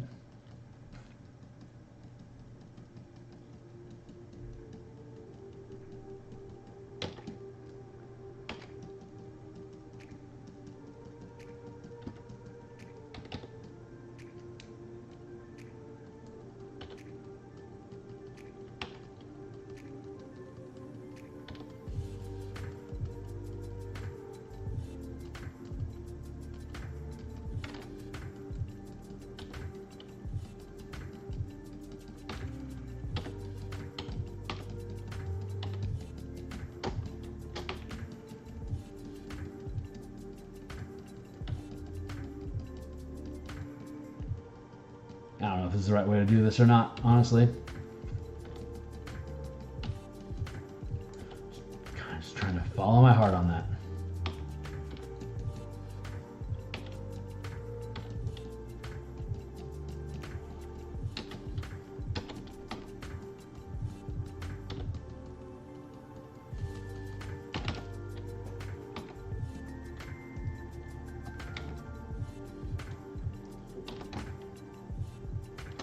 Oof, now I obviously got to clean up all that stuff in there too. So, devil's in the details, yo.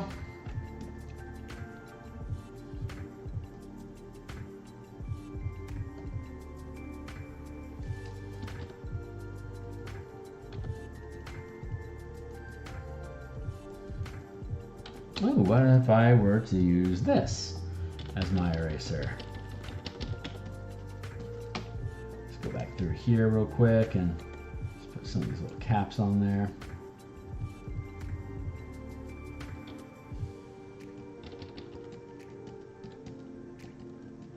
Come through with this fractally stuff, maybe that'll work.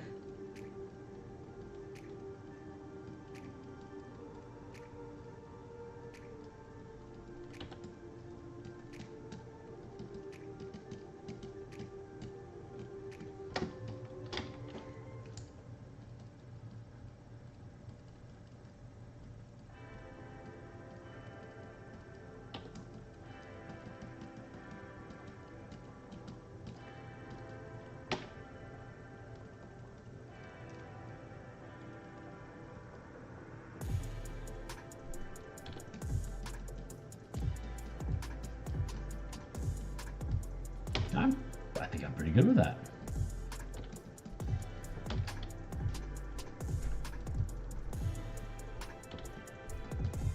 Play it out a little bit. I'm going to have to invest some time on this to really work in these resources a bit to see if this ends up building the kind of texture that I actually want. These crystals are supposed to be black, you know. I'm not getting a lot of black coming off of this. So I'm having a flavor disconnect that I'm not happy about. But black, nothing shows up without highlights. So you got to create the highlight effect and hope that the highlight effect creates the illusion of the darkness that you want inside of the image. So that's where I'm at right now, trying to see how I can manipulate light to create, to properly inform like a feeling of darkness. So this isn't quite pulling that off yet. I recognize and accept that offhand. It's part of the process. That's what we're doing here. We're processing.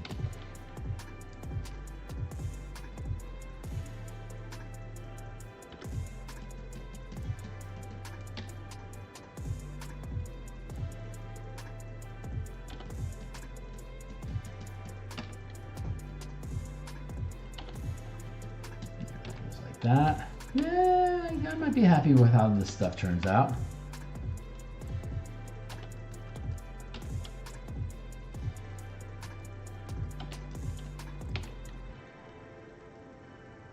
I think if I get enough shadow, like enough of this highlighty stuff in here, I can come back through with shadows to then better inform the darkness of this terrain.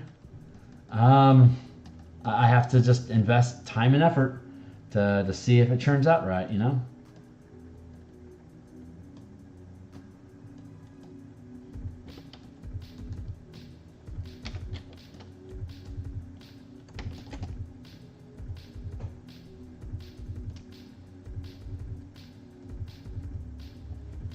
Yep, so I'm just going to keep poking at stuff and then erasing it and then poking it some more and then erasing it some more.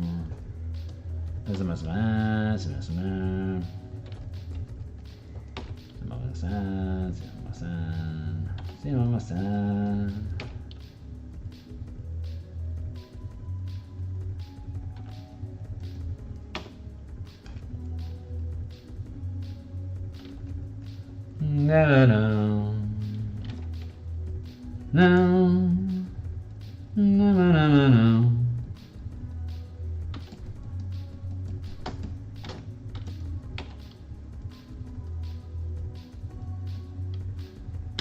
About 5 minutes left for tonight's session, and then we're going to kick out of here. But so that's me filling in some of these highlights to better inform the form of this environment. Now I'm going to see if I can instead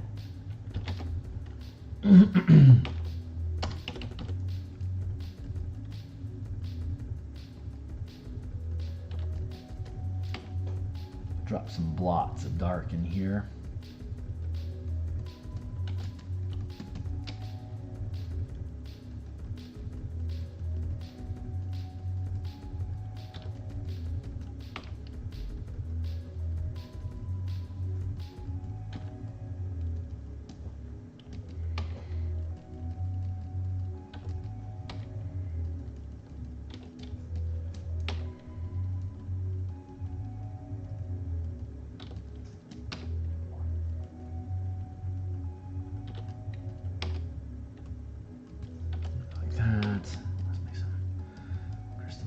This.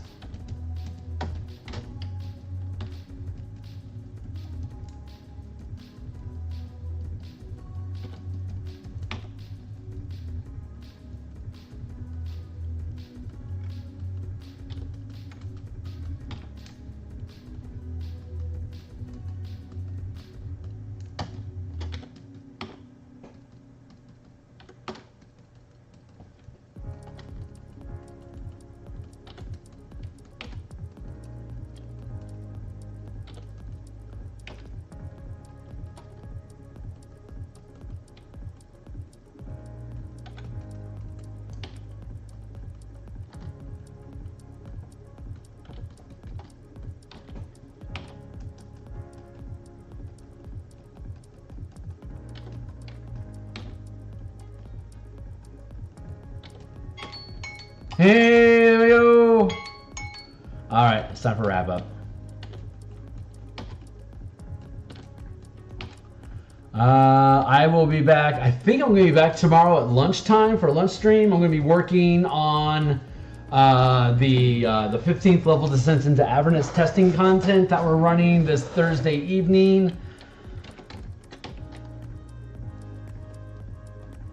The team is going to get a Spelljammer ship, one Spelljammer ship to use as a team. They're also going to have squadrons of flying infernal war machines that they can command as individual units, as well as the team using the resources on the jammer ship that they'll have to fight off Zariel and her demon, her swarm of devils on her flying blade fortress. I think that hopefully will be fun. It should at least keep us entertained for a couple hours.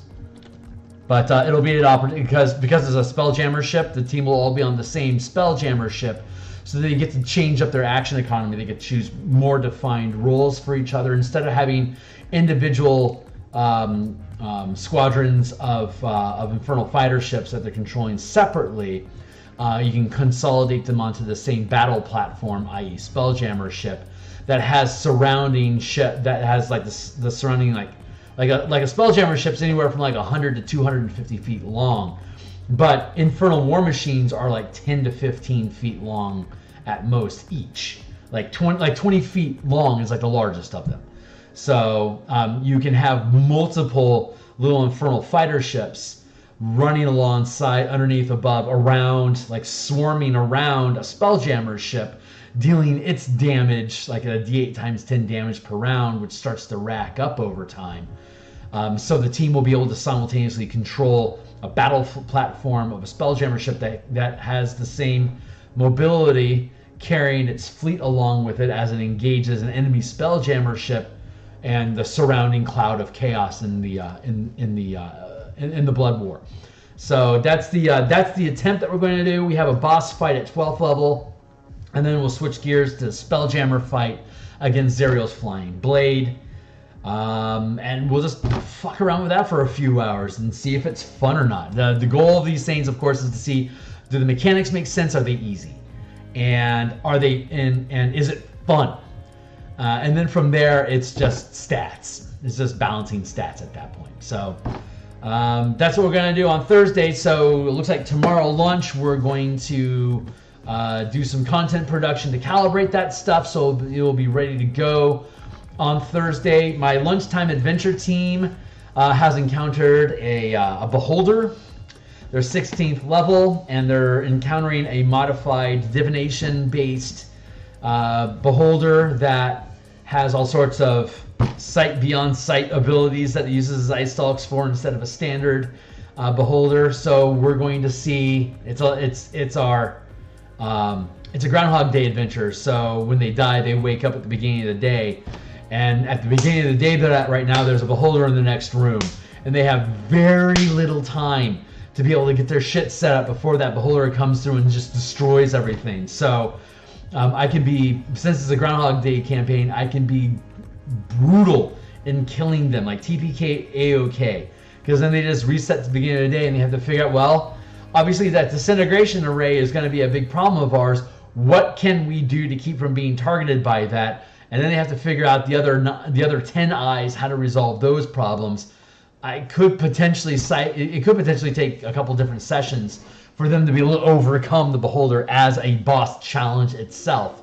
And at 16th level, it's pretty fun. So that's going to be my Wednesday. Maybe I'll do a rare lunchtime stream of how that fight is being put together, because I don't think I've ever streamed anything about my lunchtime adventure. Maybe I'll do that. I think I'll do that after my playtesting is done next week. So I think we'll have the 12th and get into the 15th this week. Maybe if we run for 3 or 4 hours, we'll get through both of the things. I suspect we will. We'll see. We'll see how things go. Anyway, it's time for me to go. Like, subscribe, check out my books down below, share it, listen to my content, listen to me to ramble. You might hear something fun. Check out all the previous episodes, because I just talk about stuff forever. And I'm looking forward to seeing you guys on Twitter, on DMsGuild, on the Discords, and here as well. So drop me a comment and say hi. Catch you guys on the other side. Bye.